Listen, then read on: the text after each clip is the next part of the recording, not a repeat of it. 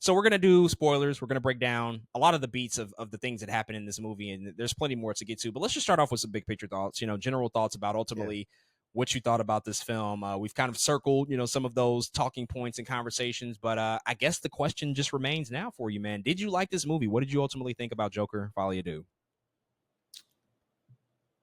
I'm gonna start it off by putting it plainly. I did not like this movie. Joker Folie Do is. I think this movie is. I think it's messy. I think at times it's boring. I think at times it is. It doesn't know what it wants to be. And it to be honest, this movie feels like almost like an appendix, almost like it almost feels like Joker 1.5 to me.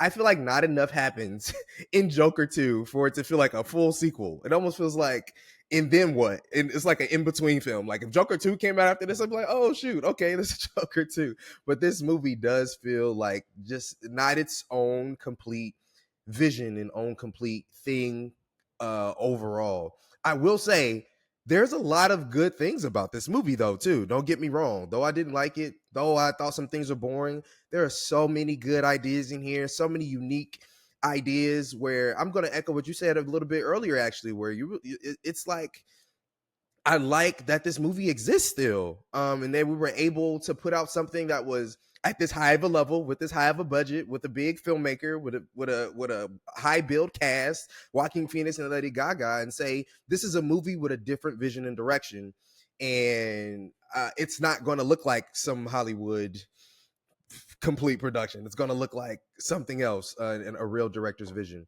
And this movie does give us that. This movie does give us a something that is at least attempts to be thought provoking. It does give a attempt to give us a different, I think, maybe chemical making of of a story of Arthur Fleck, of what this person is supposed to go through.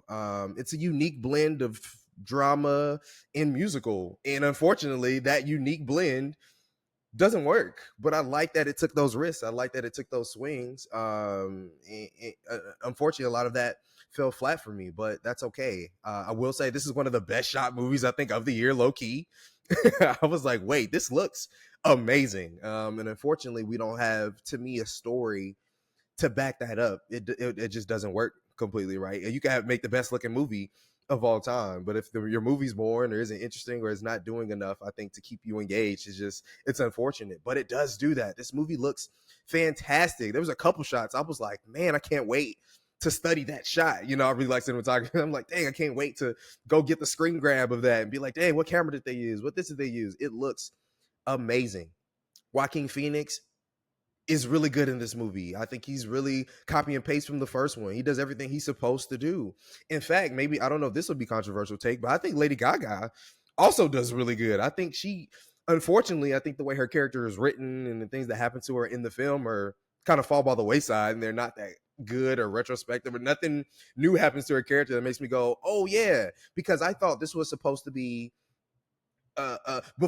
before you did your letterbox reviews, you did like a Crazy in Love movie thing, and I was like, yeah, that's what this movie's supposed to be, like a crazy. I thought this movie was gonna be like a Bonnie and Clyde, Yeah. Harley Quinn, Joker, like, Love on the oh, this is gonna run be type love deal. on the run. Let's go do this thing, and instead we get this courtroom drama, which is fine. I think if this movie had solely been like Joker in the courtroom, we might have got some banger stuff. You know what I'm saying? But it wasn't it. It was confused on what it wanted to be. And we didn't get that.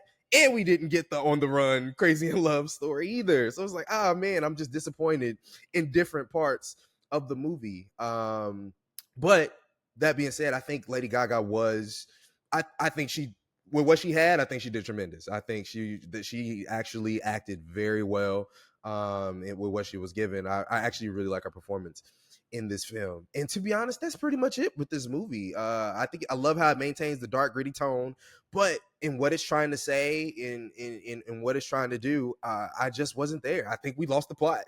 I think again, it got boring. We started hammering in the head some of the points I think Todd Phillips was trying to make in the first one. And overall, at the end, it's not even about rooting or not rooting for Arthur Fleck. It's just like, oh, that's it. this is the story of Arthur Fleck, and it's just like that's where it ends. And so yeah, I left disappointed. And yeah, I expected Joker Folie Deux to be something a little bit different, maybe lean into the musical a little bit more, and something, but it did not give that to me, unfortunately. Whew, a lot to take in and soak in there. I'll add in my thoughts here and say that love it or hate it, Joker Folie Deux is an uncompromising vision from an artistic filmmaker. And unlike the rest of the internet, I don't hate this movie. I don't think it's the worst thing that we've gotten. I don't think that the cinema score and the critic score and the audience score accurately reflects where I would position it amongst other not so great comic book movies. And I actually respect and appreciate Todd Phillips continuing to try and subvert the expectations of what we would expect out of a typical comic book movie. And even with all of its flaws, which the movie has plenty of, I think that there's still some merit here in terms of a film being made that has at least something to say, even though it's not always successful in trying to convey those ideas. And I think that, you know, just like what he did with the first movie, he basically kind of uses Joker, the character, as a Trojan horse to create this more conceptual, psychological art house musical film on a big screen, on a big scale. And that's going to piss a lot of people off, and I get that. I totally understand it. But Arthur Fleck, at the end of the day, is not your archetypal Joker.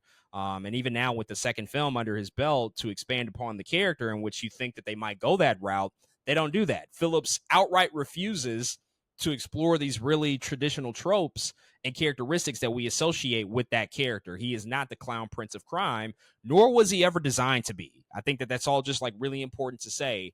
And really, like, as an artist and as a creator, again, I respect that, because why give us the expected? Why retread familiar territory when you can at least try to do something different and give us something that we haven't seen before? And I think we should be celebrating that to some degree. The reality is that the final execution of the movie just doesn't land all of those ideas in the best way, and it doesn't really work in a lot of respects.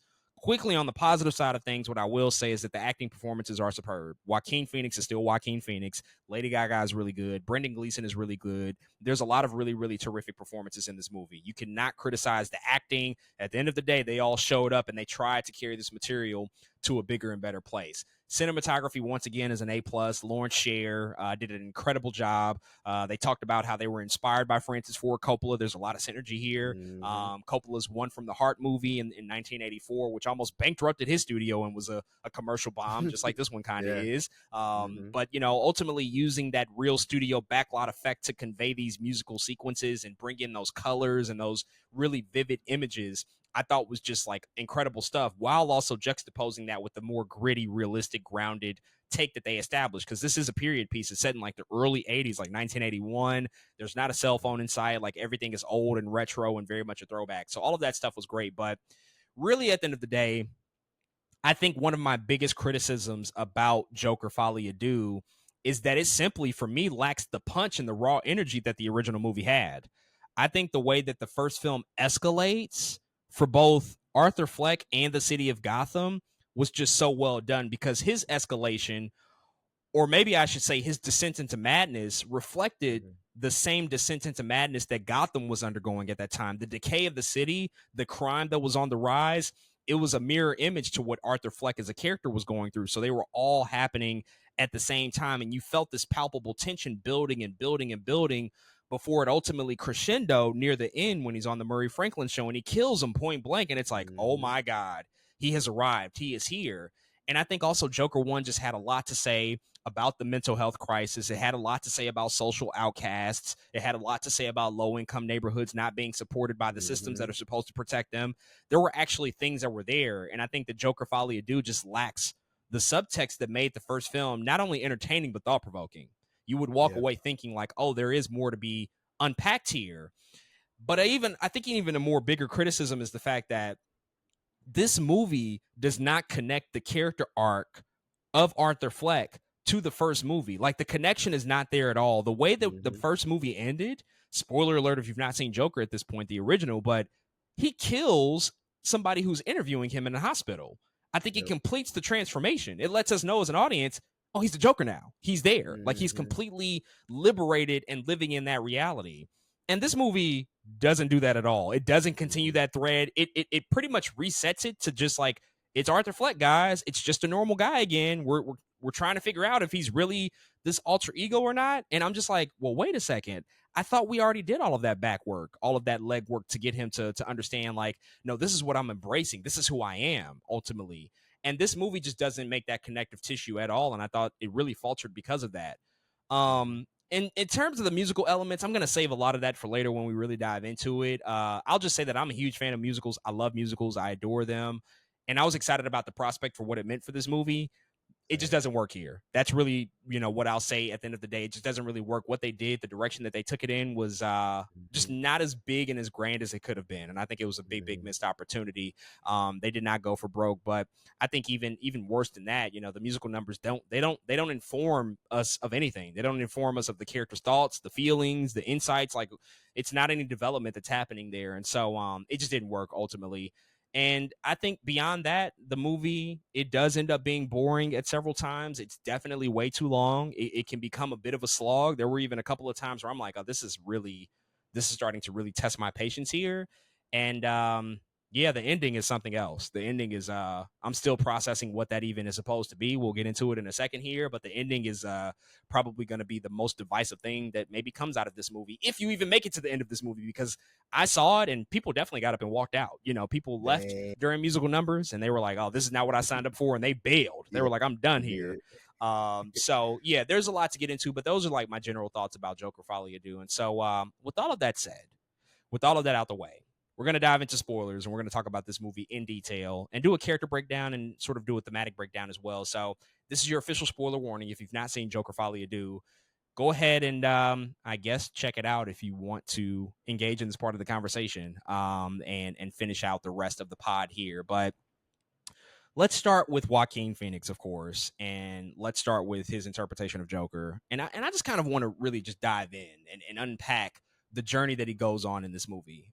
The way that the film opens up, it opens up with this classic sort of throwback animated sequence, this Looney Tune style sequence where we see Joker is sort of being impersonated by a shadow, and the shadow sort of takes his place to perform on the TV show. It's very reminiscent of the Murray Franklin sequence at the end of Mhm. Joker 1.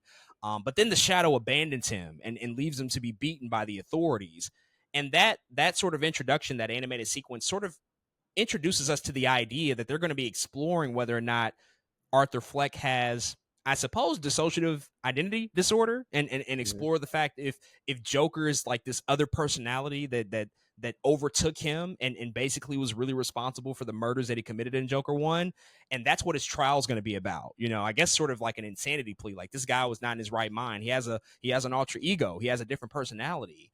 And then, fast forward, I'm definitely, fast forwarding a lot here, but you do get to the end of the movie and Arthur Fleck outright rejects that the Joker exists. He just Mhm. completely refuses to own up to that. That's his arc, going from the first one where he accepts it and he feels liberated and he embraces it and he gets off of his medication, to now in this film he's like, there is no Joker. I did that stuff. It's just me. Sort of reinforcing some of the arguments that he's not as insane as they say he Yes. is. Mhm. And that's a big difference and a big pivot from the first one. I mean, it's Yep. it's it's it's basically almost erasing kind of the journey that he went on in the first movie. So Mhm. I want to start there because that's just a huge difference and a huge change in his character arc. What did you think about ultimately that maturation and some of the events that sort of led up to that point to get us to see him just sort of outright reject that personality as the Joker? You know, that's another one of my big criticisms. I think with this film is lack of character arc or the running back of character arc, if that makes sense.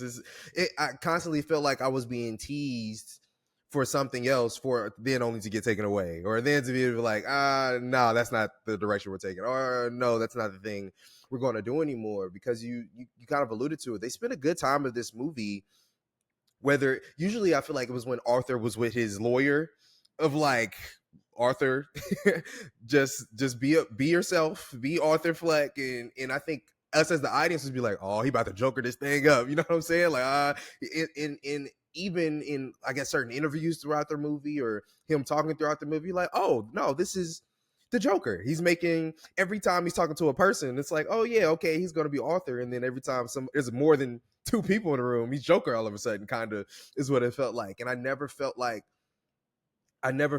we got to the point of, I think, making those distinguishable, because, and that feels like the whole movie. That feels like they go up to the stand or something, and it's like, is this is the same person that did this thing?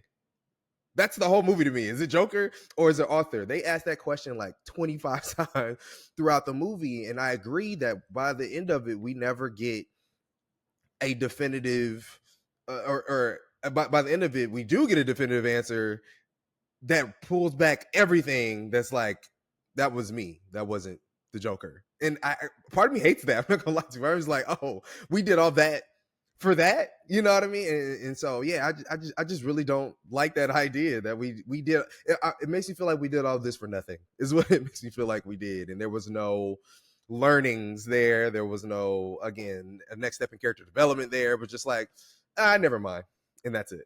I mean, it damn near renders the first movie pointless if you think about it. When you just look at the completion of his character arc and where he ends up, it's like, yeah, guys, there is no Joker. Like, whatever you thought that was, that ain't a thing. And to a degree, I think that, it could be valuable because we did sort of explore it a bit in the first one, and sometimes here, that the Joker becomes a symbol. He becomes something Right. bigger. It's not something to be relegated to just one individual. It's an idea, right? And on one hand, I can kind of give a little bit of leeway there and accept that, but at the end of the day, we just know the character of Joker to be associated with one individual who does lead sort of an anarchist revolution. He is responsible for tons of heinous crimes and a lot of upheaval that happens within Gotham. And we just don't have that opportunity to ever sort of tie that knot at all because, at the end of this movie, he gets killed. And we'll get to that. But it just feels, I don't know, it just feels really strange to do that. I think Yeah. go back to what we said earlier about Todd Phillips. It's almost like he was probably really perturbed by the reaction of the first movie and was like, why Exactly. are you guys rooting for him? And I understand that, but I think also, like, us as audience members, like, if you're a responsible human being, you can disassociate Yeah. what is fact and what is fiction. I can go in Yeah. and say, like, wow, I like where Arthur Fleck ended up in that first movie, and not go out and want to commit a bunch of mass murders Exactly. against a bunch. If you're a responsible person, you know the difference. You can draw that line, obviously, and we should be left to do so as responsible human beings living in society. And I know a small portion of the audience won't think that way, but that's not who you're making the movie for at the end of the Yeah. day. Uh-huh. That's kind of the trouble that I'm having here with that. It reminds me of like how all parents think when you play GTA, it's the work, like you finna go outside and start blowing up cars. Like, You know come what I'm saying? on. Like, it's the same to me. It's like that same exact concept, and you shouldn't. Rockstar is not gonna stop making GTA. You know what I'm saying? Like GTA, because it should, yeah, like Todd Phillips shouldn't make it for the person that's not gonna get it. He should be making the movie for the person that's gonna get it. Right. Long story short, yeah. Yeah, 100%, 100% here. And the fact that, like, we've, sort of negated a lot of that. I don't know if it's because he just, like, now sort of retroactively hates what he did with the first one, or if he just hates the reception or the response. But it feels a bit misguided to take him in that direction instead of just leaning into, hey, this guy is the Joker. And I felt like what would have been a really good opportunity to do that within the movie, within the story of the movie, is when he has the interview with Steve Coogan when he comes in, and they're basically sort of going back over the events of what went down in the first one, and he's asking those questions like, do you deserve to live, and all of that stuff. I felt like that would have been a great scene for Arthur to, like, lean the fuck in and double down, like, no, I'm the Joker. This is who I am now. And remember, you guys forgot about me and you laughed at me, and Murray Franklin, he deserved to die. Like, I felt like that could have been an opportunity to just, like, lean into that and say, like, oh yeah, remember, guys, at the end of the first one, he embraced the idea of him being I agree. this character and the leader of this, I guess, revolution, and now he's continuing that thread in this movie. I thought that was just it was again, it was a weird pivot. I mean, he just burst out into a song at that point, and it sort of interrupted the momentum of, I think, what that moment was building towards. Yeah, yeah. It was like, I don't know, man. I think I also would have liked the idea of like, I feel like he wasn't embracing the parts of the Joker at the right times. You know what I mean? It was like you said, that I think that scene, when we're going into that scene, I was like, this scene's about to be fire. It was something about it that felt good, like it looked good. I liked the way they were sitting down. She had just told him like, just be yourself. Like I was just really excited to see how it was going to end up. And I was like, oh, we went back. You know what I'm saying? Like, oh, we went backwards. Like, I don't deserve to die. I'm a normal person, this and that. And yeah, man, I think I was just expecting more Joker-y things. Like you said, we know this character.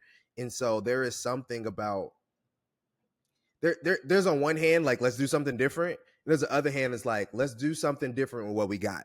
If that makes sense. We're not, it's like we didn't have the thing to do something different. We were just doing something different instead of using that would have made it, that to me, that's the idea that makes it cool. You know the Joker, you know this thing about him, but let's put this particular twist on it to get him there, or this, and then, yeah, it just wasn't that. And I think another chance that they kind of had, it would have came later in the game, but it was like right there for them, in the courtroom when they bring in Gary Puddles, and Yep. they had that exchange, and Lee Gill was incredible in that scene. Eight I went mean, crazy. he was like the best part, of the movie at that point. Yeah. But he conveys to Arthur that he's turned into a monster, and Arthur used to be the only guy that didn't make fun of him at work, and he really trusted Arthur, and they were friends. And now he's fearful of him. He can't even look him in the eye when he's sitting in front of him in the courtroom. And we see that Arthur is visibly shaken by that, and is emotional towards it, because I think deep down, by this point in the movie, he kind of knows, like, I have become something, I guess, that's not me. But again, I don't know. It just felt like that would have been the moment for him to say, like, you're right. I'm not that guy anymore. Mm-hmm. I am the Joker. I did commit those Yeah. murders. And, he alluded to the fact that the guy that he bashed, the head in the first one, that maybe he deserved to die, but we just don't really go there. Again, I think that Mm-hmm. there was just something left on the table. It felt like that they were just leaving things on the table to just not fully unpack and fully explore, where it's like, this is just such an easy layup, because everything that Lee Gill is doing in that scene is giving Yeah. us everything that we want to then subvert our expectations, to say, like, oh wow, yeah, he truly is a monster now. Now he really is, like, embracing that identity and becoming the Joker. Yeah. And I think the moment in which he fires his lawyer, part of me thought that was the point. Like, part of me thought that was going to Right. be the moment, because like I said, the whole thing is like, whoa, was that Arthur Fleck that did it, or was it some, because he has DID, or was it because some other thing that has taken over him that created those heinous crimes? And I was like, oh, we fired his lawyer. Now he can be the Joker completely, and he could just start telling the truth. And then instead, Right. we start making him feel bad, and instead we start making. I'm just like, what? So what was the point of? We might as well kept the lawyer, because now Yeah. we're trying to do the same thing that the lawyer was trying to do. It just didn't make any sense. Yeah, a lot of false starts, where it feels like, yeah, we might be getting there, and then they just pull back for whatever reason. So yeah, just very confounding stuff. And to be honest, like, the even the question of, like, DID being on the table, I like that. Again, Mm-hmm. it ties into Yeah. kind of what Mm-hmm. they established with the first one. So I don't mind that was, a consistent thing that they went back to.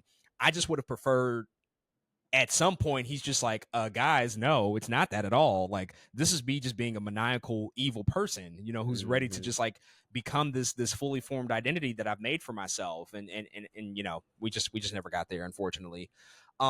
There's more to talk about with Arthur, but let's move on and, of course, talk about his co-star in this movie, Lady Gaga, who is playing Harley Quinn, aka Harleen Quinzel, aka in this movie Lee Quinzel. Lee. Because once again, Todd Phillips refuses to just make this a straight comic book adaptation, so we must change the name. So she's Lee Quinzel for most of this movie. But he meets her because we find out that she has committed herself to Arkham, basically to meet Arthur Fleck. Initially, she lies. She tells Arthur, hey, we come from the same place. My parents, they abandoned me. They were abusive. I didn't like them. I set fire to their apartment. And that piece of it may have been true, because she set fire later in the movie to get out of Arkham. Yeah. But Mm-hmm. ultimately, the reason she's there is not because she's insane. it's low-key because she's a groupie and she just wants to Mhm. be around Arthur Fleck. She's just like absorbed by his personality. She saw the TV movie that they referenced, which I wish we could have saw some scenes from that. That would have been nice to like Yeah. actually see the TV movie that they kept talking about. Mhm. But she just wants to be in his orbit, and she's really enamored by him because she saw what happened on Murray Franklin, and she's like, "Yeah, I wanted you to blow that guy's brains out, and you did it." And I felt something. But again, I think similar to Arthur Fleck, this is not Harley Quinn with the accent. This is not like the baseball bat club hammering swinging Harley Quinn wearing the over the Yeah. top stuff. I mean, she's kind of barely Harley Quinn. It's really just like a girl, a lady, if we're being Mhm. honest here. But I guess, what are your opening sort of just thoughts before we dive into some other aspects about her? What did you think about what Lady Gaga brought to the movie, her performance, and ultimately her portrayal of Harley Quinn? I think she did fine with what she had. Again, I think a lot of the issues with this character, this Harleen Lee Quinzel character, was it was in the writing. And we'll talk about that in a second. But Lady Gaga, man, I think she did what she needed to do. It's what's so weird about this movie is part of the thing when you hear that this is a musical and you hear Lady Gaga's going to be in it. I was like, oh, it's easy. You know what I'm saying? Like Lady Gaga is her. Like A Star Is Born, this award-winning person, and Lady Gaga. How can you possibly lose in any of that? Like it's going to sound good. It's going to look good, and they do look good. But another thing, they don't really use Lady Gaga in the ways that you expect her to, mainly because the musical numbers don't work. You know what I mean? Like they're so misplaced. They don't really do anything, so it doesn't help that Lady Gaga is here. It's just like, oh, you might not have had to be Lady Gaga. You know what I mean? Like you could have been almost anybody else, and it probably would have gave the same effect. But again, I was excited to see her because I think Lady Gaga in Harley Quinn, to me, it feels like such a natural casting to me. It makes so much sense. Like I feel like she can relate to that character, and I could see that in her performance. Like there was a lot of things I was like, yeah, that's cool. I love that you did that. That's a good way to act like that. That's a good take on the character here and a good take on the character there. But again, I think she was just failed by the writing in the movie. It's so weird to me that you have somebody the caliber of Lady Gaga in this movie and you don't use her to your fullest potential. I mean, she is a true icon, a legitimate superstar, one Yeah. of the most recognizable figures in pop culture, one of the biggest artists of the 21st century, one of the biggest and most successful, and has now transitioned, more so into acting over the past few years and has turned in some really, really incredible performances. Like you said, A Star Is Born. She was just dynamite in that movie. And I even liked her in House of Gucci, although the movie's not that Yeah, great. me too. She's really good Hmm. in it. And she is not the issue here. It's the fact that they don't give her the biggest canvas to kind of paint on here. And I think the biggest mishap does come in the musical aspects of it because there was not really a moment where she becomes the Lady Gaga that we know her as. Like she doesn't hit that register that we know Lady Gaga can hit. When she's Hmm. singing, when she does music. There's one brief moment like when they're leaving the courtroom. It's the Building a Mountain song where Hmm. she Hmm. like she sings, and I'm like, Yeah, we're getting there. there it We're is. gonna Yep. hear Lady Gaga, and then they just kind of peel back from it, and we never get that at any other Yep. moment in the movie. And I'm just like, well, why? Why? That's a strange and odd choice. Like you have such a Hmm. talented individual here, and you don't use her to her fullest extent. It almost felt like that they probably had to. I guess I don't want to say dumb down, but they had to kind of lessen her presence musically Yeah. because Joaquin can't hit those levels. Like Yeah. he Yeah. just can't get there. That's no knock on him. He can carry a tune. He's decent, but Hmm. he's not singing like a Lady Gaga. And so I guess that they had to like kind of bring her down a peg so that they didn't feel so mismatched in their singing and their Hmm. harmonizing. But I Hmm. don't know, maybe like some solo musical numbers could have been good. Like Man, let's let just like her loose, boy. let her peel Let off and just her like go loose. crazy, give her a big, big Yeah. grand musical number, like something that's like a showstopper to really, Hmm. again, inform her character, her motivations, why she's here, who she is. Hmm. And we just don't do that. And I'm just like, okay. But outside of the musical stuff, again, her character motivation, strange, just strange to me. Just strange to me, like why why we pull the rug out from under her and by the end of it learn like, yeah, this girl is she is kind of manipulating Arthur. Like if we're being real about it, like she is kind of feeding him this fairy tale and feeding him these false ideas about what they can and cannot be. Does get pregnant apparently. But she's really just here for the Joker. She's not here for Arthur as a person. And so by the end of it, it's like, damn, I don't like you at all. I don't want to root Yeah. for you. And perhaps that was the point as well. But I don't know. It just felt like a very strange choice, I think, to have for this character to just really just kind of pull the rug out from underneath her in that way. Yeah. Yeah. I think her character was legit all in service of Arthur Fleck. Like there was no, and even it was just crazy because you even just said like she was using him. She was everything she did by the end was like, you did this for the character of Arthur Fleck. Like it never felt like she had her real own motivations beyond just being a little delulu. You know what I'm saying? Like I like to fantasize. I'm about to go mess with this guy who also Man. likes to like that was her whole character, and it was a little annoying for me because I think in popular culture, just in general, Harley Quinn, the character, at face value, a lot of people like lose her plot. Like some people think, oh, she's just this fun clown girl with either with a hammer or a bat, and she just is the side next to Joker. Boy, if you watch the animated series, Oh my if goodness. you watch Mad Love, season 2, episode something, maybe 10, 11, somewhere in there. If you watch that episode, she is doing, of course, she's doing some things for love, but she's her own character. She has her own motivations.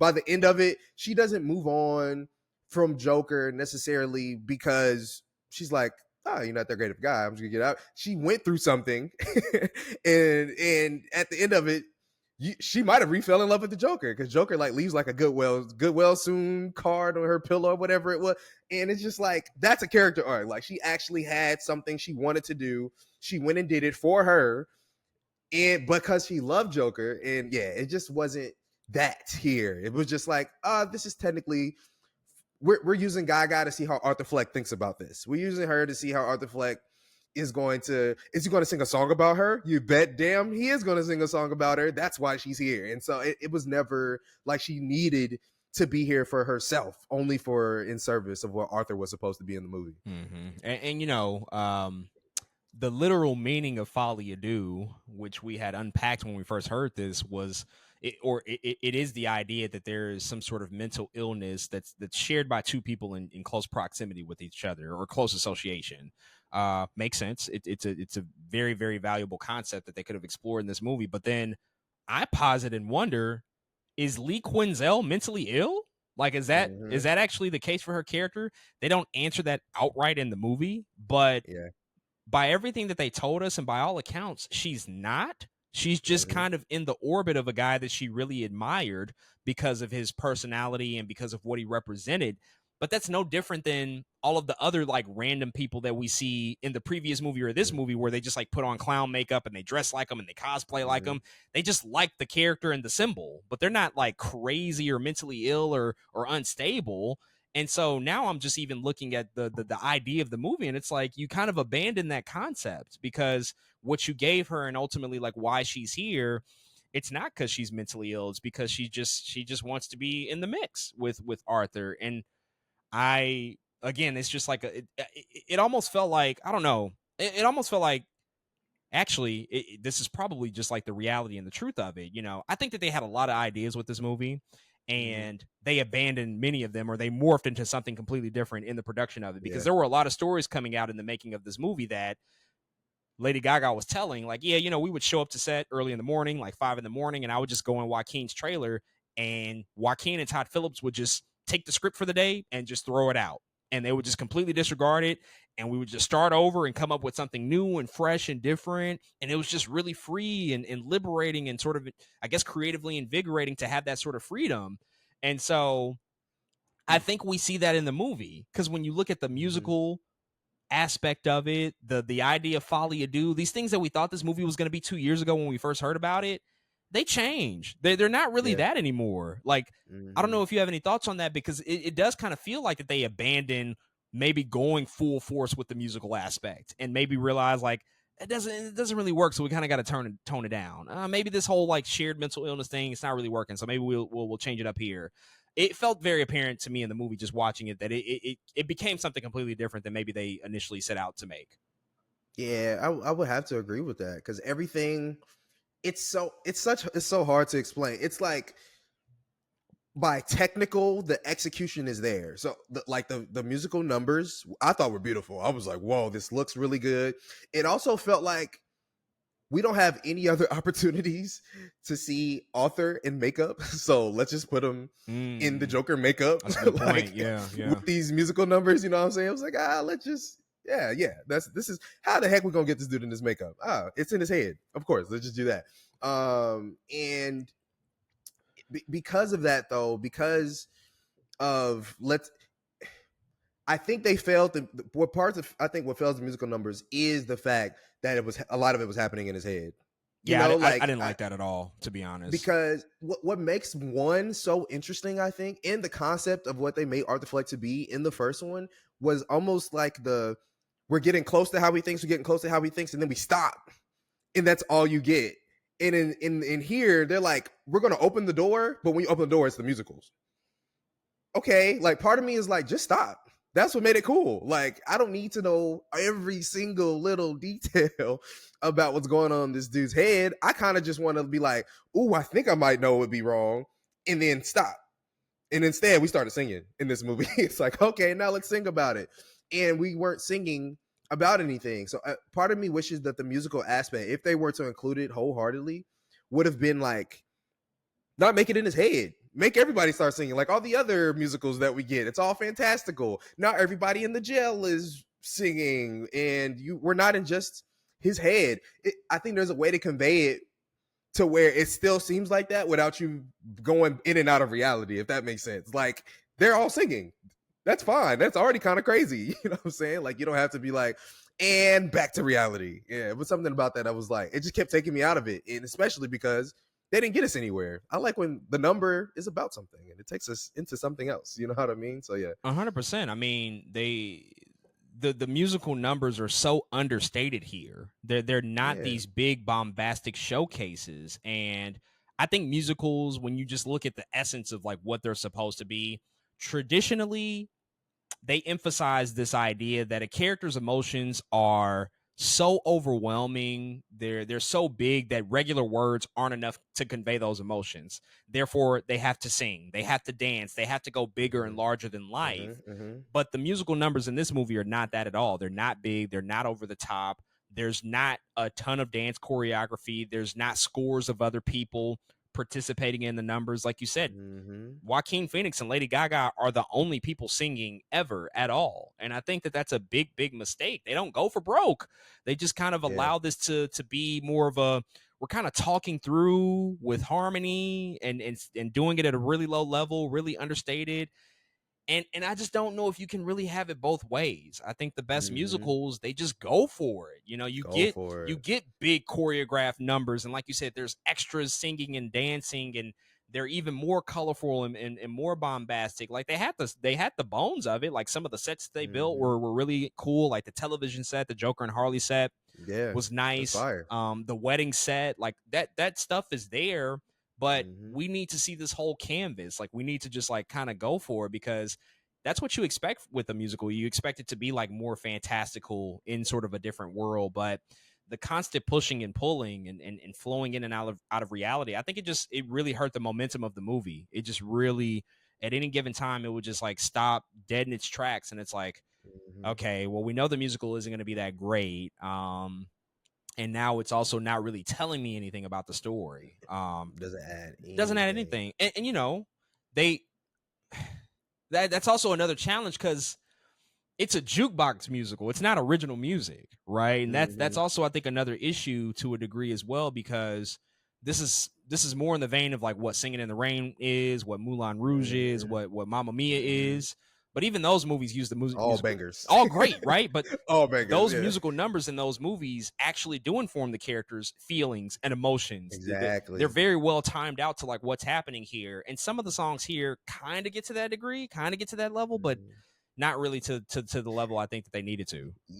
You know, one of my favorite parts of the movie is when Arthur gets back from court I forgot exactly what had happened, but everybody is in the room eating lunch, and they start singing, "Oh, when the That Saints was, yeah. go All marching." the I was prisoners are like, singing it. Yeah, yeah, yeah. It's like, we're I here was like, now.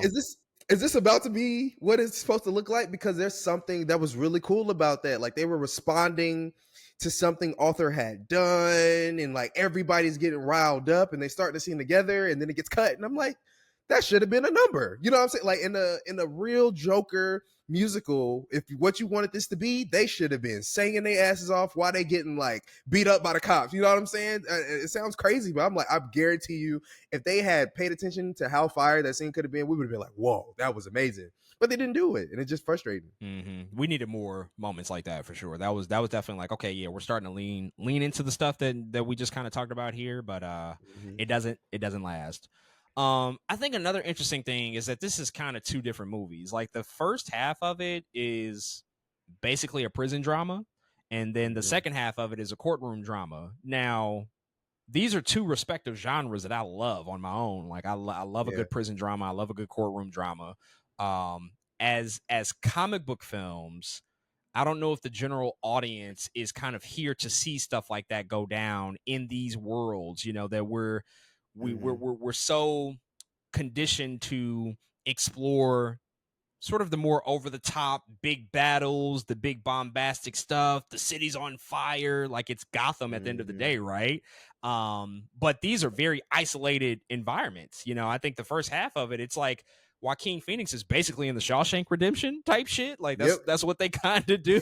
Yep. And then the second half again, it becomes a courtroom drama where we're just like on trial. But you know, while these things were very popular types of movies in the 70s and the 80s and the 90s, they don't really get made anymore.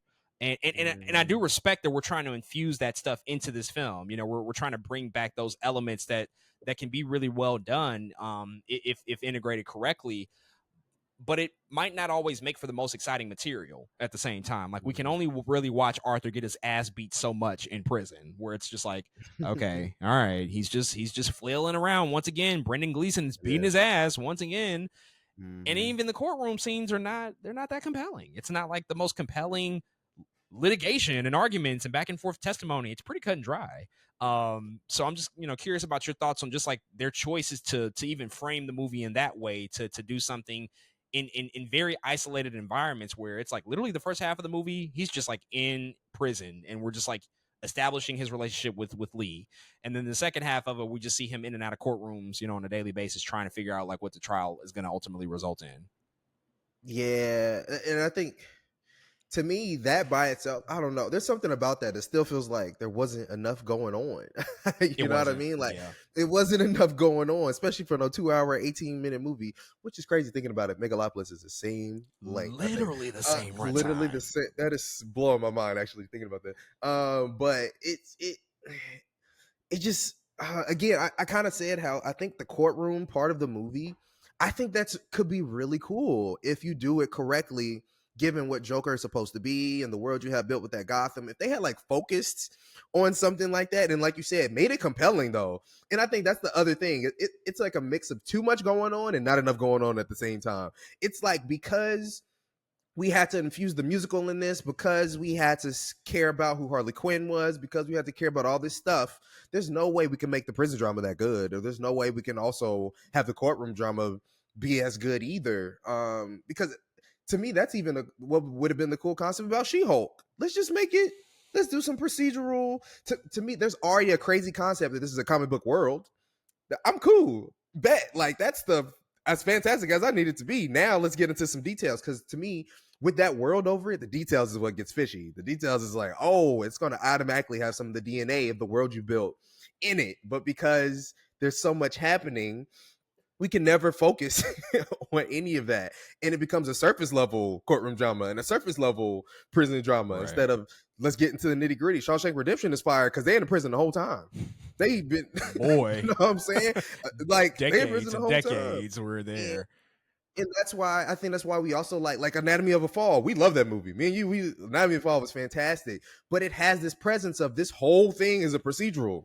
This Mm-hmm. whole thing is, you know what I mean? They didn't start singing in the middle of nowhere. They focused on what the procedural was supposed to be, and yeah, I think it's just unfortunate that they had to. They feel like they had to do so many things and end up kind of doing nothing by the end of it. I will say it was pretty funny. I forgot to say that about the movie. This movie was pretty. I did laugh a decent amount of That's time true. in this movie. I was like, "Whoa, that was comedic." I don't know if it was always supposed to be, but we were definitely kind of cracking up in that theater. Yeah, when Arthur decides to represent himself and he puts on the Southern This lawyer accent, accent.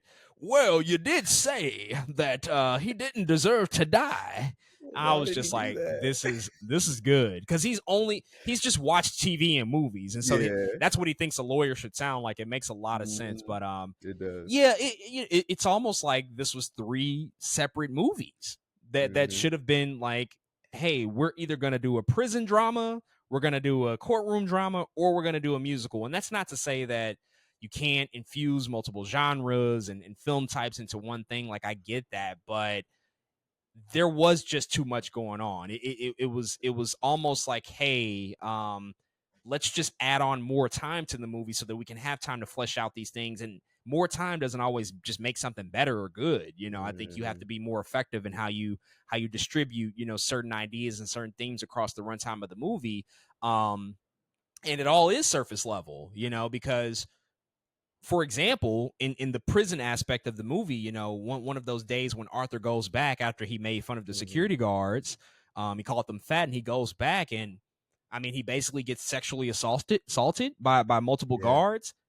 Did we need that sequence? Like, did we need that level of violence in the movie? Like, that was almost like, whoa, wait a second, like, why are we doing hmm, that here? And then hmm, the other prison guard who was vehemently upset about it, who they implied was probably a gay man, gets strangled by Brendan Gleeson, and it's like, whoa, but why? Like, are we just like reinforcing that Arkham is a corrupt place filled with like dirty security guards? Okay, but then and what? Like what? Where is that going? Like, what is that right. doing for the story of the movie? And it didn't do anything. It doesn't add, I think, any levels or layers, to like why this is supposed to be important, because he gets out, he's not in prison, by the end of it, until he does get killed. But we know Arkham is a corrupt place. We know it's dirty. We know it's not to Right. be trusted. But I don't know if Hmm. the movie needed that stuff. I guess on the courtroom aspect of it, we should probably call out the fact that they included Harvey Dent in this film, Yeah, they did. played by Harry Laughty from Industry, Yeah, who stepped and into Eric this was in it role. too. Ken It's like Leung showed up, Kinley Young. I was like, wait, both of them and are I was like, wait here. a second. So y'all just work together all the This time. is just a thing. But you know what's funny? Now that I think it, Todd Phillips did the same thing in the first one with Zazie Beetz and Brian Tyree Henry, And Brian Tyree Henry, who were both in yeah, Atlanta. yep. I'm like, somebody's I think watching about that TV all over the time. here. Yeah. So Yeah.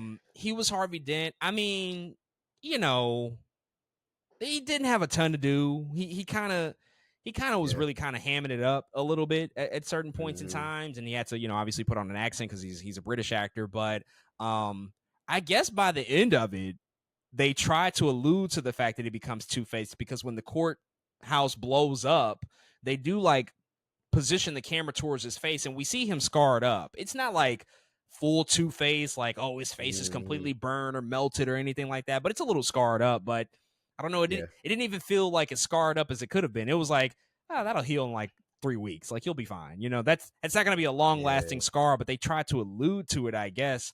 But again, I'm just like, well, for what, Todd Phillips? Like, you don't really have an interest For in you why? don't have an interest in DC mythology and lore. Like, you're not bringing in Batman. The little thing you did in the first movie that didn't carry over. Like, you don't have interest in this, so I don't even know like why throw that in there as like a nod in a situation where it's like he clearly does not have any desire to further explore how this all ties into what we know as like the Batman character and his mythology. Yeah. There's even like a moment where Arthur like cuts up his mouth or whatever with it. I was like, oh, so we Heath Ledgering. Okay, what? Oh, What is this the end. thing? We We'll got to talk talk. We got about to it. talk Yeah, a we'll lot talk about about that it. one. Yeah. We'll talk a lot about that. But I'm saying that to add to your point though of like, if you don't care about this stuff, why are we? You know what I'm saying? Why are we It's doing confusing. this? And especially in a lot of ways, doing that too, it's like, if you're not gonna do it all in, don't do it at all, because that's a disservice to Harvey Dent as a character. Like, he hadn't even, one, this was a super young Harvey Dent. You know what I'm saying? Right. Like, super young Harvey Dent. Two, that's not how that happens at all. Like, he doesn't just get blown up. And then I'm Two-Face now because I got blew up. You know what I'm saying? It's like, he goes through a whole thing, like with the Falcons. It doesn't have to be that same story, but you know what I'm saying? Like, something happens to his character. We don't even get his character outside of the courtroom Not at all. for us to be even alluding to what just happened there. You know what I'm saying? So it just didn't make any sense. And yeah, man, it was just weird. It was like he was picky choosy with some of those things that he wanted to do there. Even the detail that Harley Quinn, like, part of me liked the idea that he was going to make Harley Quinn part of Arkham Asylum, like just some crazy lady that is also in Arkham. But instead, we actually went canon. She was a psychologist. She had a degree. You know what I'm saying? She went to school. I was like, oh, so we're going canon here. And so, yeah, it was just interesting to see what he picked and choose or what he would use. Yeah. I mean, none of the psychological breakdown of Harvey Dent is at all explored here. And the movie didn't have to do that. But again, like you said, if you're going to allude to, okay, guys, he might be becoming Two-Face because of this incident, it's like, well, it doesn't really work like that. Like, there's a Doesn't work like that. whole process, you know, that has to be sort of laid out to get it. Because I mean, Harvey Dent starts off as a very morally right guy, you know, and really exploring, you know, him being district attorney, all these different things. Like, there's so many things you can do. We saw it done pretty well, I think, in The Dark Knight with Nolan. But to just like throw that in, I suppose, as an Easter egg was pretty confusing to me, to say the least.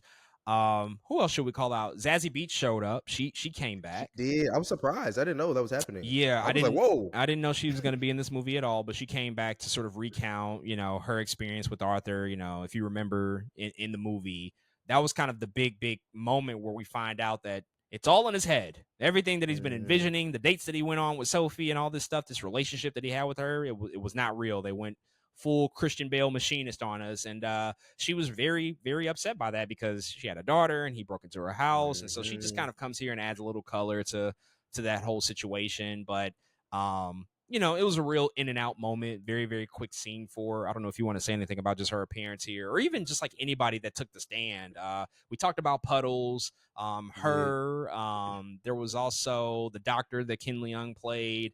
You know, I guess there were several testimonies, but again, they don't really like inform the story. You know, the best courtroom dramas have like these really compelling scenes where you can see the lawyer be a lawyer, and really like get into the to the nitty gritty, the details, and start to unpack that stuff. But even like the psychological stuff that they introduced, it was kind of just left on the table. You know, Ken Leung's character, he just dismissed it early, like, yeah, I just don't think I don't think he's crazy at all. I don't think he's crazy. He's just kind of making it up.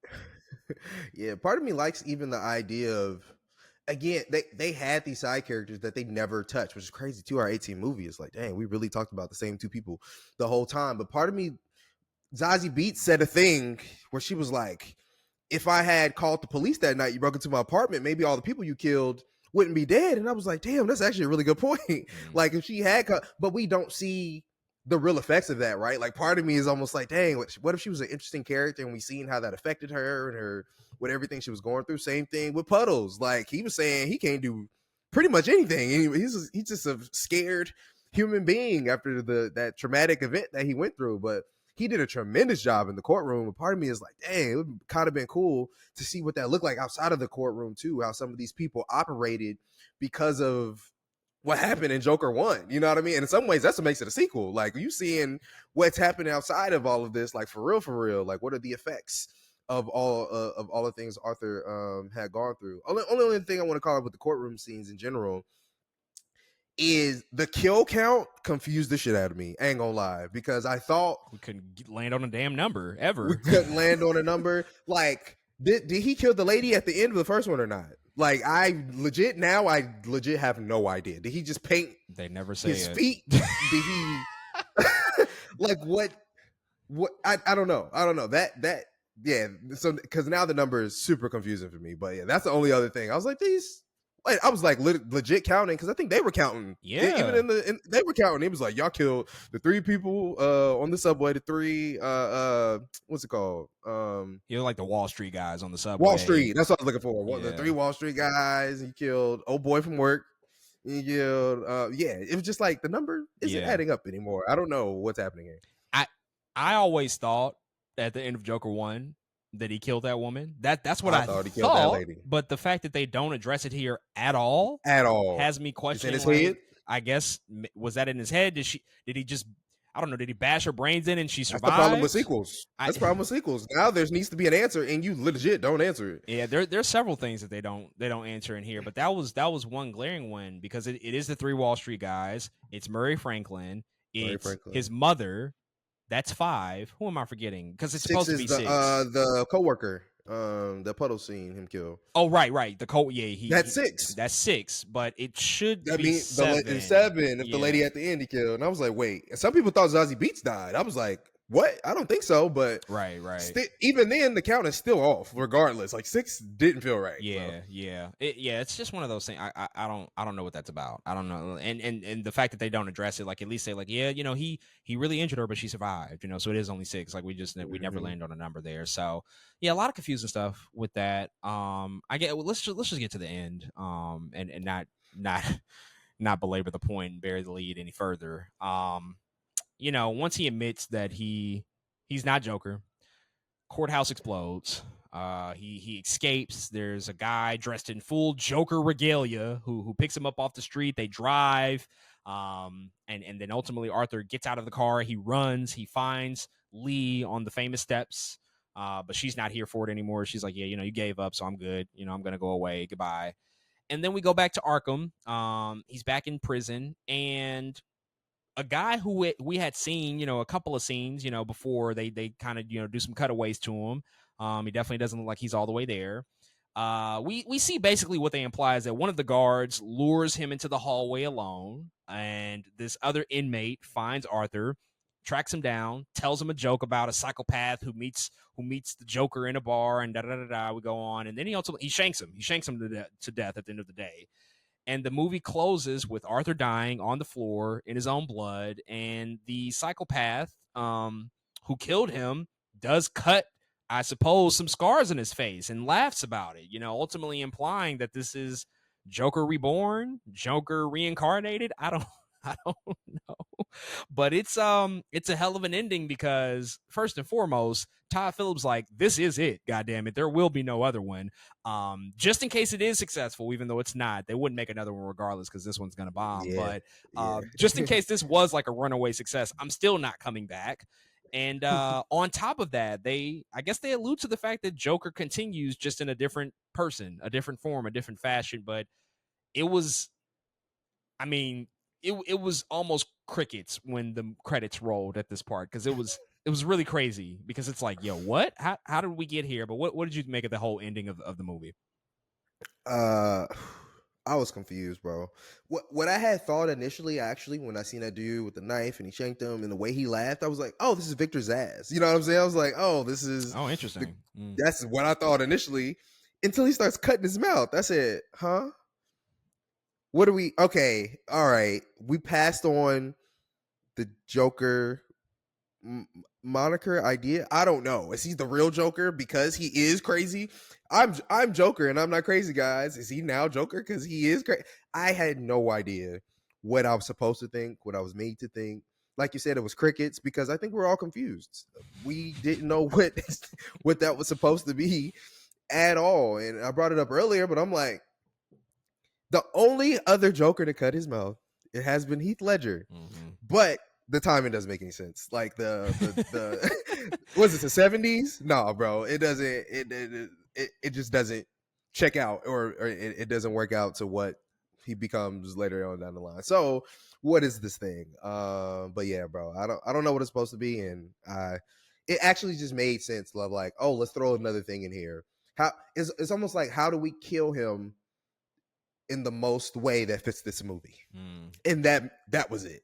Yeah. In jail, killing him. I was like, yeah, okay, I guess. it was very abrupt, and a bit anticlimactic. In terms of who this guy is supposed to be, the psychopath who kills him, I'll say the idea that the Joker is a mantle or Hmm. something that somebody can take up and assume, and it's really supposed to be more fitting for somebody who's like truly psychopathic. I'm like, okay, all right, I get that. They kind of tease that in the first one a little bit. Like the end of Yeah. it, when you see all of Hmm. these people wearing the Joker garb and the regalia and they're dressed up at him, and it's not Joker that kills Bruce Wayne's parents in Crime Alley. It's somebody else. You know, it's somebody Yep. random. And I remember Hmm. there was even conversations like, oh, is that Joker? Is that the guy who's ultimately going to become Joker? Right. And historically, Joker's not the one to kill Bruce Wayne's parents, but they could have done that if they wanted to. Hmm. Um, so I don't dislike that idea, but Yeah. again, it's what leads up to this point, right? It's the fact that Arthur Fleck outright rejects the Joker. He's like, Yep. "Nope, that ain't me. It's not a thing. I don't believe in anything. I don't believe in symbols and leaders and icons. Like that's just not me." So somebody else is just gonna say like, "Well, fuck you. I don't respect you anymore, so I'll do it." And I'm just like, I don't know. It probably feels like it could have been more powerful if, Hmm. if Arthur Fleck does take up a version of Joker, an early version Hmm. of Joker.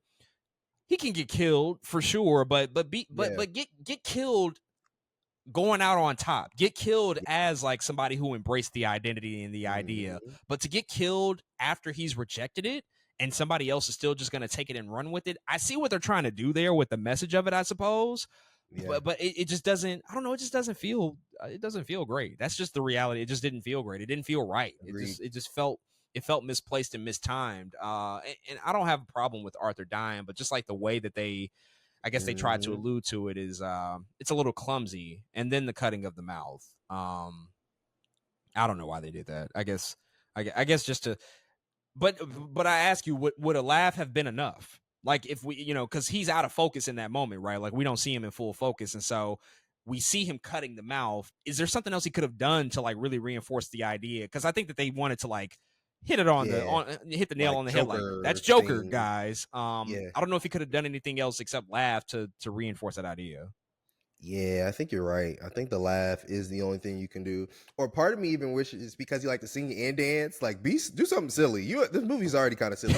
Do like Yeah, laugh and start dancing, like you right. know what I'm Do a little saying? two Like give step out us, of nowhere. yeah, give us some Bugs Bunny like silly Looney Tune stuff if you're gonna do it. Because yeah, again, because when I first started seeing cutting, I was like, oh, Victor's ass. But I didn't realize it was his mouth at first. I just kind of heard it Yeah, and I was looking at it and I was like, oh, he's cutting his body. And I was like, the mouth? Oh, I know who that is. Like, why are we doing that? So yeah. yeah, I don't know. I feel like there were other ways. I just don't. I think they just chose one that was like, this is it. Let's do Yeah, this one. yeah. I mean, you're right though. The cutting of the mouth we only associate with Heath Ledger. Like Very specific. that's It's the very only Joker that does that. yeah. It's so The only specific to do character, that. damn near. Pretty Yeah. much, yeah. We haven't seen that really done by anybody else, and so because and that was a whole story. Like, and he changed the story every time in the Dark Knight. Like, Every you time. didn't know what to believe, but we know, like, yeah, this guy inflicted pain upon himself. He's created real scars, like literal scars, and so I don't know why they chose that. There probably was a better way to call out that this is a new Joker. But I don't know. I don't even know if they cared by that point. But yeah, those are all the big beats with the film. Is there anything else specifically within the movie that you want to call out? We've kind of talked about most of the main lead characters here and the arcs of Mhm. everybody. But I don't know if there's like other big things that you wanted to call out, scenes, moments, other character beats, other things that happen throughout the runtime that we should address before we move on in our concluding thoughts here. To be honest, I don't think so. I think I've literally covered and said everything that I needed to say. Yeah. I the only other thing I wanted to say, I think we just needed to see. It goes back to us talking about the courtroom and Arkham stuff. I just feel like we needed to see more of Gotham and the city. Mm, I feel like one of the big things about the first one was that we got to see a lot of Gotham. We got to see the mhm. institutions in Gotham. We got to see the people on the street and all of that stuff. And I know he's in prison, and so it's hard to do that, but again, I think a lot of the best Batman or Batman adjacent stories really involves the city and how the city is Yeah. being affected by things. And, you know, the courtroom blows up at the end, but it's like that happens just like out of nowhere. Like, can we get a glimpse of like the upheaval that's happening in the city? Like they show a few scenes where it's like, yeah, this is the trial of the century, but I don't Mhm. get that feeling ever. I don't get the feeling that the world is watching, that Gotham is watching, that everybody is just like waiting to see what happens to Arthur, because this is like the biggest news that's hit the city probably in decades at that point. Yeah, part of me, and that's why I think you just use Gaga, who doesn't have to be in jail. Like that's the other side. That's the person that can take you through Gotham. She's trying to get this dude out of jail. You can see her visit Arkham Asylum clearly. So we only really seen her like steal a TV Mm-hmm. and just walk away. You know what I'm saying? Like we should be following her a little bit more because he is in the inside. It's Folie a dude. We got two characters. Let's use them equally, and let her take us through Gotham while he's in jail and go back and forth. But they just didn't do that. How about the scenes that weren't included? Like they're, in the marketing, and even there's like a whole poster. They Yeah. allude to potentially a scene that I mean, it was definitely filmed, but it's not in the movie. And I don't know if it was reality or real life, but the whole step sequence, like sort of Yep. recreating what was going to happen in the first one, and seeing Arthur and Lee dance together and dance on the court steps. And I guess that might have been like, maybe that probably was another musical number, perhaps, but they Hmm. decided to cut it. But I know a lot of people pointed that out as well, because like the whole dance sequence was huge and epic in the first one. Like that was a big moment. It So was. much so that became like a place that a lot of people visited after the film came out. Hmm. TikTokers and all sorts of people went to those steps. But there was no moment like that in this movie. There was nothing where it's like, oh, this is like a moment. And you shouldn't make movies to make just like social media moments. I'm not implying Right. that, but Hmm. still, it could have been something iconic, and you're calling back to the first one. I think a moment that everybody did like enjoy and love, but they just took it out, cut it for time. I don't know what happened with that one. Yeah, but I do think when you're making a film, you do have certain pieces where you're like, no, this is the one. You know what I'm saying? Like, it's going to be That's a something shot for the big. trailer. That's going to be on a Yeah, poster. like Yeah, yeah. exactly. Like we know, like that's the shot, and to have something like that and not include it, it's weird, man. I really don't know. Even yeah, I don't know. Like if you're gonna make the movie, like you might as well just include it at that point. You know what I'm saying? Even them, I think it was walking through the crowd is what felt like Harley Quinn and Joker out of the courtroom. What? You know what I'm Mm, saying? Like I just don't understand. It's like a whole separate movie was shot pretty much, and we didn't see that movie. yeah. Almost is what happened. And what the difference is also is all that's reality. They're both in makeup. They're both going through this. They're both doing this number on the steps. And that's reality. That's not in their head. So yeah, I don't know. I don't know what happened there. I guess we'll never know unless they decided to do some deleted scenes on the home video release. But I guess as we wrap up here, I mean, there's nothing to really rank this against, so I don't think it's a point to Yeah. do that. But what I do want to talk about sort of circles back to something you mentioned earlier that ties in with the box office conversation. There is fatigue with DC, and DC's not been doing great. They had a very, very rough 2023 last year. We talked all Hmm. about it. We know that things are in transition. We know DC Studios has launched with James Gunn and Peter Safran at the head. But I looked at the performance of this movie, and I had a thought like, yeah, we're gonna reset, and Superman's coming out next year. But boy, this feels familiar. I feel like we've been down this road before, because DC has had to reset more than once over the past like 15 or 20 years. Like, it didn't just start with the DCEU and the failures of that and now Hmm. where we are now. Like, if you Hmm. think about it, they tried to launch something with Superman Returns in Hmm. 2006 and that didn't work. And then they tried again with Green Lantern in 2011 and that didn't work. And then finally the DCEU comes about and they do this, and now it doesn't work, and now we're going to restart again. And we once again have to place all of the weight and responsibility on Superman to try to pull us into a new generation. But though this is like an Elseworld story and this is so disconnected from DC, at the end of the day, Joker is a DC character and people still Yeah. associate him as such, right? And Hmm. I think, man, even though it's James Gunn, they have Hmm. a insurmountable mountain to climb next year. They do. to make sure that that movie's going to be successful. I knew it was Mhm. bad, but this movie really reinforced it to me. Like, oh man, the damage has been done, Yeah. and it has to be a unanimous home run on that film for them to really start something fresh and new that people want to see. And we've seen several times that, one movie's performance doesn't necessarily indicate the performance of the next. A lot of these things are just Mhm. treated in isolation, and we've seen surprises, things we can't explain happen all the time. And so Superman, when it comes out, can certainly be a smash hit, but people do have an association with DC and the quality of the movies, and this doesn't help that rhetoric or that narrative. And so, I don't know. Do you have any thoughts about that? Just about like what comes next, and the fact that the deck is stacked even more, I think, against what DC Studios is going to be moving ahead when Superman launches.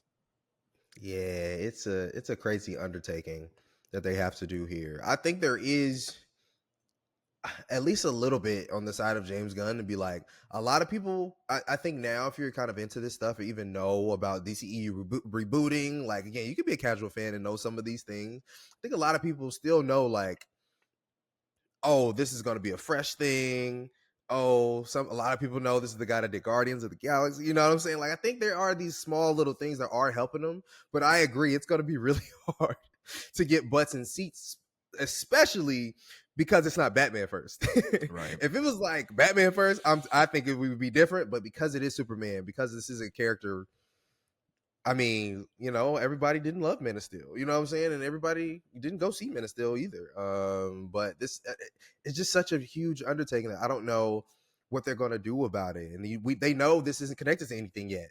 You know what I'm saying? I even think about when Iron Man first came out. We didn't know what was gonna happen with that movie. That's not the highest grossing movie for the MCU. You know what I'm saying? And so it'll just be interesting to see how it all I think comes around when it's time for Superman, man.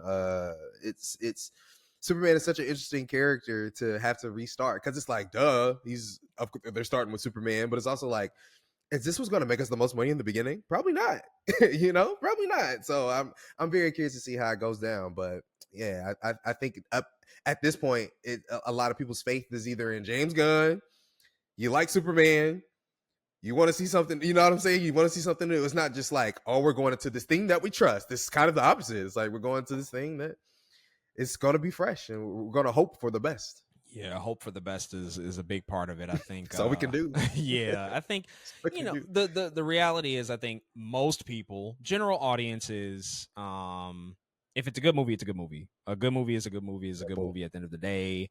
And it doesn't take long for people to realize, like, oh, that's a different Superman. So this must be like a different thing. Okay, cool. Let's give it a try. If it's great, Mhm. word of mouth is good. People like it. Boom. It doesn't have to be $1 billion film. It has to be just a really, really solid start.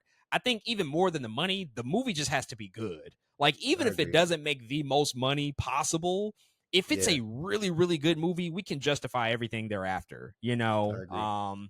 Obviously, it has to be taken into consideration, but it doesn't have to be a home run. It can be a base hit in terms of financials, but it does need Mhm. to be a home run in terms of quality. I think unequivocally it has to be universally loved. Like, we're talking high 80s, low 90s on Rotten Tomatoes. We're talking A minus cinema score, I those types agree. of numbers. You know what I'm saying? So I Mhm. think that's the measurement. That's kind of the measuring stick for the film. And financially, I mean, even if it didn't even if it didn't crack 500 million and Mhm. it did great critically, I still think we'll be okay. So I agree. um the quality and the fact that it is James Gunn and we know like the type of filmmaker he is, like that is something to place your faith in.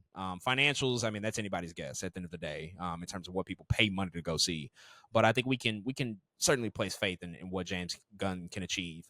Last thing I want to ask before we wrap up here is just like the idea of like Elseworlds type stories. When James Mhm. Gunn and Peter Safran took over, they clarified like, hey, Joker's going to be its own thing. We're not tying it in. Todd Phillips is going to do what he wants to do. They probably kind of knew like, yeah, let's just get that shit out and just like off the plate, and we don't have to ever think about it again. Matt Reeves and his whole universe, that's its own corner. Yeah. Penguin's on right now. We're reviewing that. That's its own Mhm. thing. Should they keep doing that? I know Matt Reeves will continue to do that, but I don't know if they should do that in general. If that should be a thought. Like, it's risky, Yeah. but the risk can be worth the reward at times. But considering like how how much of a conversation this caused, like the fact that it was so different, it was so unique, and a lot of people just didn't like it because it's not their Joker, quote unquote. Mhm. That ultimately sort of manifested in the box office performance with this film, where it's not doing as well. But I don't know. Do you think that those risks are still worth taking, considering we will move forward with some sort of shared universe with James Gunn and Peter Safran? Or if they should, sort of open up the gates and allow other filmmakers to come in and do sort of unique takes on characters if they have an interesting vision or an idea. There is something about, because DCEU was in such a weird moment when Joker and the Batman were coming out. Part of me does feel like those concepts and ideas thrived because people knew they were separate. You know what I mean? And DC was like, at the time. But part of me imagines if the DCU like starts off really good, should they continue to keep doing other things? You know what I'm saying? Because part of me feels like it's like, dang, we might as well make it connected at that point. Because I have heard friends and other people be like, oh, because they are a little more disconnected, right? They don't know the ins and outs of kind of this Elseworld stuff. Or some people be like, oh, is Robert Pattinson going to see Joaquin Phoenix's Joker at some point? I'm Mm-hmm. like, no, they're two separate things, unfortunately, because there is something there that's like, dang, what if we did marry the two ideas? You know what I'm saying? Like, oh shoot, that's an interesting Joker and a different Batman. What do they look like if they're in the same thing? Again, it's very, very different concepts, but it's like, shoot, who knows? But it's like a confusing thing too for people when it is good. Dang, we can't connect this to anything. That Yeah. also kind of sucks. That's like the other piece of it. It's like, dang, that was a good movie, but now that's all it can be. Like it can't, now you can't attach it to anything. And I know we really like that idea too of not having to connect to anything else. But there is a flip side to that. It's like, damn, now this thing is kind of successful. Now you can't do anything with it. And yeah, man. So we'll just, part of me says maybe, I don't know. I think the one other hard thing I would say is I think the Elseworld things also work because of the characters that we know. Like we know Joker, we know Batman. What do we do when we run out of the big characters? Mm. I don't think anybody's gonna watch an Elseworld Zatanna. You know what I'm saying? Like nobody's gonna go see that movie. Love the Probably not. character, love Zatanna. Yeah. Nobody's gonna go see that movie. And so it's like, I think post the Batman, now that the Joker is ending, is there even anything else that we could get that people would legit be interested in standing on its own? You know, me and you recently we've talked about Bane and Deathstroke having a movie, right? I think that's cool because it fits into a universe. You know what I'm saying? Like, oh shoot, what are we gonna do with this movie after that? You know what I'm saying? And so yeah, I don't, some of that stuff just probably won't work as Elseworld. So maybe they do stop after Matt Reeves is done. I don't know. I was kind of going to be my thing, which I think is going to happen. Look, it's Batman at the end of the day. Batman is the exception to any rule, right? Like, if they're going to have two Yep. or three of any character, it's going to be Batman. I don't know if they'll do it for anybody else. I think Mhm. maybe you could explore it with the Superman or like just another really notable character to your point, but it's not going to be somebody that's like really low on the totem pole. I think that they Exactly. would only do it for somebody or for a character that can stand on its own, and it's going to probably generate a lot of conversation, a lot of money, all of that stuff. And because Batman can do that, and you can have multiple visions, and the first film, it worked. It was a success at the end of the day. It's proven. Mhm. That's all the justification it needs. I don't know if they'll keep this as a thing anymore, but they are experienced, or they're playing with the idea of like multimedia stuff. There's like some other announcements that have come out recently that I want to address when we talk about the Penguin. Some Mhm. some animated projects, and they're experiencing like with multiple media forms, and maybe that's the way where it's like it's not technically Elseworlds in the idea that it's a separate universe, but we're presenting it to you in a different way, which is not that different than what Marvel or Star Wars is doing. It's just using more tools at your disposal to give you something different, while still existing within the same continuity. So that's probably Yeah. the way that we'll see things go. But folks, with all of that said, that's all of our thoughts on the brand new Warner Brothers film Joker: Folie. If you've checked this out, hit us up and let us know what you think.